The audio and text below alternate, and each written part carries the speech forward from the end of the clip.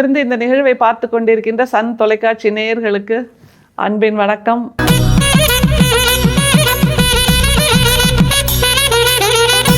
வள்ளல் பெருமான் இன்னைக்கு நமக்கு ஒரு மிகப்பெரிய கேள்வியை கேட்குறாருங்க. ஆச்சரியமாக இருக்குது. அந்த கேள்விக்கு போகிறதுக்கு முன்னாடி நாம் ஒரு சில கேள்விகளை கேட்டுடலாம். என்னென்னா, எங்கேயாவது உலகத்தில் எங்கேயாவது ஒரு மூலையிலையாவது மாமரத்திலிருந்து வேப்பம்பழம் பழுத்திருக்குமா? என்னங்க கேட்குறீங்க அப்படின்னு கேட்குறீங்களா? சொல்லுங்களேன். மாமரத்திலிருந்து மாம்பழம் தானே பழுக்கும், மாம்பழம் தானே கிடைக்கும். அது மாதிரி பலா மரத்துலேருந்து பலாப்பழம் தானே கிடைக்கும், வாழை மரத்துலேருந்து வாழைப்பழம் தானே கிடைக்கும். அப்படியாக அதனுடைய சுபாவத்தில் அந்தந்த உயிர்கள், நம்ம மாமரம் பலாமரம் இந்த மாதிரியான உயிர்கள்னு தான் சொல்லணும். அது வெறும் மரம் தானே அப்படின்னு சொல்லக்கூடாது. ஏன்னா எல்லாவற்றுக்கும் உயிர் இருக்கிறது. அவற்றால் நாம் பயன்பெறுகிறோம் என்னும்போது அது கூட இறைதான் என்பதை நமக்கு உணர்த்துகிறார் வள்ளல் பெருமான். இதை எதுக்கு சொல்கிறோம் அப்படின்னா, மல்லி செடியிலேருந்து மல்லிப்பூ தான் வரும். அதே மாதிரி முருங்கை மரத்துலேருந்து முருங்கைக்காய் தான் வரும். அதனோட சுபாவத்திலேருந்து அது பிறழ்வதே இல்லை அப்படிங்கிறத உலகளாவிய அளவில் நம்ம பார்க்குறோம். இல்லைன்னா அதிசய செய்தி அப்படின்னு நம்ம பிரேக்கிங் நியூஸாக போட்டுருவோம்ல, மாமரத்துலேருந்து பலாப்பழம் வந்துடுச்சுங்க அப்படிங்கிறத. அப்படி இல்லைங்கும்போது அதன் தர்மத்தின்படி அந்த உயிரினங்கள் வாழ்ந்து கொண்டிருக்கின்றன அப்படிங்கிறத நம்மளால் உணர முடியுது. ஆனால் நாம் அப்படி இருக்கோமா? மனிதர்கள் தங்களுடைய தர்மப்படி வாழ்கிறார்களா அப்படிங்கிற கேள்வியை தான் நம்முடைய வள்ளல் பெருமான் நமக்கு கேட்குறாரு. அவர் கேட்க கேட்க ஒவ்வொரு அகக்கண்ணா திறக்குது. ஏன்னா அது எல்லாத்தையும் நம்ம மூடி வச்சுருக்கோம். ஏன் மூடி வச்சுருக்கோம்? நாம் பண்ணுற தவறுகளையெல்லாம் அது பார்த்துடக்கூடாது. பார்த்துடுச்சுன்னா மனசாட்சின்னு ஒன்று குத்தும் இல்லையா, மனசாட்சின்னு ஒன்று கேள்வி கேட்கும் இல்லையா. அப்படி கேட்காமல் இருப்பதற்காக அந்த மனசாட்சியின் கண்களை எல்லாம் நம்ம மூடி வச்சிட்டோம். ஆனால் வள்ளல் பெருமான் இந்த உபதேச குறிப்பில் கேட்குற அந்த சிந்தனைகளையெல்லாம் கேட்கும்போது அகக்கண் ஒவ்வொன்றாக விழித்து கொள்கிறதுங்கிறது தான் ரொம்ப ஆச்சரியம். அந்த அகக்கண் விழிப்பதன் மூலமாக நம் மனசு முழுக்க வெளிச்சம் நிரம்புகிறது. அப்படி வெளிச்சம் நிரம்புகின்ற அந்த உபதேச குறிப்பை கொஞ்சம் உறக்க படிக்கலாமா? தர்மம் என்பதற்கு பொருள் சீவ தர்மம், குல தர்மம், சாஸ்திர தர்மம், ஆசார தர்மம், ஆசிரம தர்மம், சாதி தர்மம் முதலியவையாக விரியும். இதில் அதினுண்மை, அதின் தன்மை, தன்மை என்பது அதின் சுபாவம், சுபாவம் என்பது இயற்கை குணம், அது என்பது ஆன்மா. ஆதலால் இயற்கை குணம் தயை. ஆன்மாவின் இயற்கை என்பதே தர்மத்திற்கு பொருள். ஆன்ம இயற்கையோடு இருந்தால் சிவமாகலாம். இதனது உண்மை ஆன்மாவின் தன்மை. தன்மை என்பது ஆன்மாவின் சுபாவம், சுபாவம் என்பது ஆன்மாவின் சுபாவ குணம், சுபாவ குணம் என்பது ஆன்மாவின் இயற்கை குணம் தயை. ஆன்மாவின் இயற்கை என்பதே தர்மத்துக்கு பொருள். தர்மத்தோடு கூடியவன் தேக நஷ்டத்தை அடைய மாட்டான். இந்த உபதேச குறிப்புல திரும்ப திரும்ப திரும்ப இயற்கை குணம், சுபாவ குணம், அதனுடைய இயல்பு அப்படின்னு வார்த்தைகளை பின்னி பின்னி பின்னி போடுறாருல நம்முடைய வள்ளல் பெருமான். அவர் கடைசியாக வந்து நிற்கிற ஒற்றை புள்ளி எதுனா தயை என்பது மட்டும்தான். நாம் எல்லாருமே பலவிதமான தர்மங்களை பின்பற்றுகிறோம். ஆனால் உண்மையாக பின்பற்ற வேண்டிய அன்பு தர்மம் என்கின்ற அந்த நிலையை மறந்துவிட்டு மீதி தர்மங்களையெல்லாம் பின்பற்றிட்டு இருக்கோமே, அது தவறில்லையா அப்படின்னு வள்ளல் பெருமான் கேட்குறாரு. அதற்காகத்தான் ஒரு வார்த்தை நம்ம நினைவுபடுத்தணும். அம்மா தர்மம் போடுங்க அப்படின்னு வந்து கேட்பாங்க தெரியுமா? அப்போது அந்த தர்மம் என்பது நம்முடைய இயல்பு, நம்முடைய சுபாவம், நம்முடைய இயற்கை குணம், நம்முடைய ஆன்மாவின் அழகாக இருக்க வேண்டியது தான் தர்மம். ஆனால் அதை விட்டுட்டு நம்ம மீதி என்னெல்லாம் தர்மத்தை பின்பற்றோன்னு ஆரம்பிக்கிறார் பாருங்க. தர்மம் என்பதற்கு பொருள் சீவ தர்மம், குல தர்மம், சாஸ்திர தர்மம், ஆசார தர்மம், ஆசிரம தர்மம், சாதி தர்மம் முதலியவாக விரியும். இந்த மாதிரியெல்லாம் தர்மத்தை பின்பற்றிட்டு இருக்கோம். இது எங்களோட ஆசிரம தர்மம், இது எங்களோட சீவ தர்மம், இது எங்களோட சாதி தர்மம், இது எங்களோட குல தர்மம் அப்படின்னு எல்லாம் பலவிதமாக தர்மத்தை சொல்கிறோம். ஆனால் உண்மையிலேயே மனித தர்மம் என்பது அன்பு செலுத்துதல் மட்டும்தான். அதை தவிர வேறு எந்த தர்மமும் எல்லா மனிதர்களுக்கும் எல்லா உயிரினங்களுக்கும் உரியவையாக இருக்க முடியாது, அர்த்தம் தருவதாக இருக்க முடியாது என்று வள்ளல் பெருமான் தெளிவாக விளக்குகிறார்.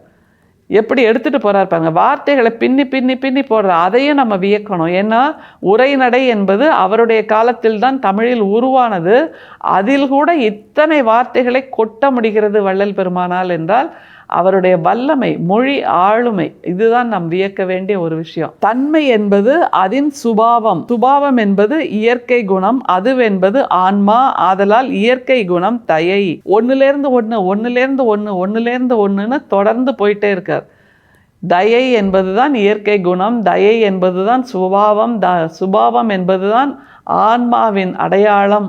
அந்த ஆன்மாவின் அடையாளம் எது என்றால் தயை தான் என்று திரும்ப திரும்ப சொல்கிறாருன்னா இதில் குழப்பமே தேவையில்லை. இத்தனை வார்த்தைகளை போட்டால் நமக்கு என்ன புரியும் அப்படின்னு தயக்கமே வேண்டாம்.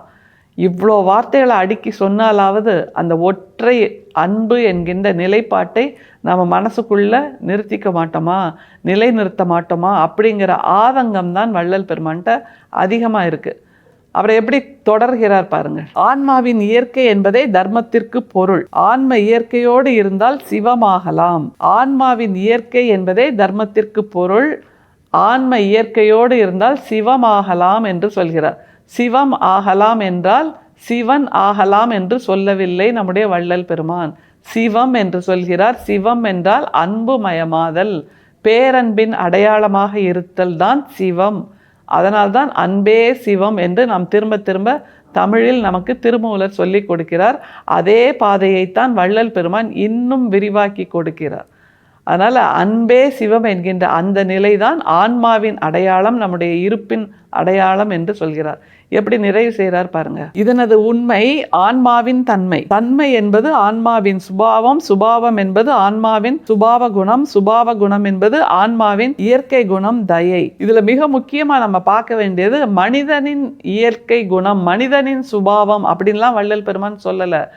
ஆன்மாவின் சுபாவம்ங்கிற, அதாவது உயிரின் சுபாவமா. ஆன்மாங்கிறது உயிர் தானே. ஒவ்வொரு உயிருக்கும் சுபாவம் என்ன என்றால் மற்றவர்கள் மீது அன்பு செலுத்துதல், மற்றவர்களை நேசிப்பது, மற்றவர்கள் மீது பேரன்பை கொட்டுவது, கருணையோடு இருப்பது, காருண்யத்தோடு இருப்பது, இதுதான் ஆன்மாவின் சுபாவம் அப்படிங்கிறார். நமக்கு ஒவ்வொருத்தருக்கும் ஒரு பேர் இருக்கு. இந்த பேருக்கான சுபாவம்னு சொல்லலை.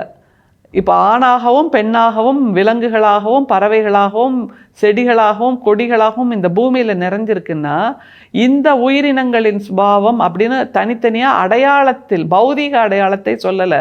உயிர் என்கின்ற அந்த ஆன்மாவின் அடையாளமே தயை தான், கருணை தான், அன்புதான்னு சொல்கிறாருன்னா நாம் ஒவ்வொருவரும் மற்றவரின் உயிரை, மற்ற உயிர்களை அன்பின் அடையாளமாக, இறையின் அடையாளமாக பார்த்தாக வேண்டும் என்பதைத்தான் இந்த பத்தியில் நமக்கு வள்ளல் பெருமான் சொல்லி தருகிறார். எப்படி நிறைவு செய்கிறாருங்கிறது மிக முக்கியம். பாருங்க, ஆன்மாவின் இயற்கை என்பதே தர்மத்திற்கு பொருள். தர்மத்தோடு கூடியவன் தேக நஷ்டத்தை அடைய மாட்டான். ஆன்மாவின் இயற்கை என்பதே தர்மத்துக்கு பொருள் அப்படிங்கிற திரும்பவும் வார்த்தை விளையாட்டு.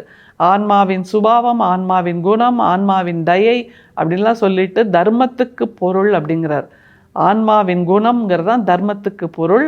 அப்படியான குணத்தோடு இருப்பவன் தேக நஷ்டம் அடைய மாட்டான்னா இந்த தீய சிந்தனைகள் அல்லது கருணையற்ற மனநிலையால் நம் உடம்பில், நம் மனசில் ஒரு பாறைத்தன்மை வந்துடும்ல, அது தேகத்துக்கு நஷ்டம் தானே.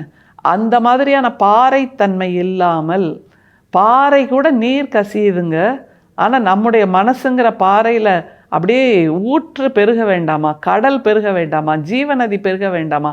அதை விட்டுட்டு ஒரே ஒரு துளி நீரை வச்சுக்கிட்டு இதுதான் நான் சொன்னால் அது தப்பு இல்லையா? அதைத்தான் வள்ளல் பெருமான் சொல்கிறார்.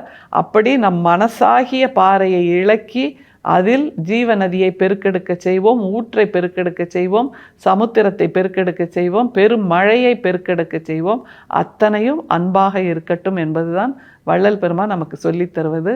செய்து பார்ப்போம், நம்மால் நிச்சயமாக முடியும். அருட்பெரும் சோதி, அருட்பெரும் சோதி, தனிப்பெரும் கருணை, அருட்பெரும் சோதி. மீண்டும் சந்திப்போம். நன்றி, வணக்கம்.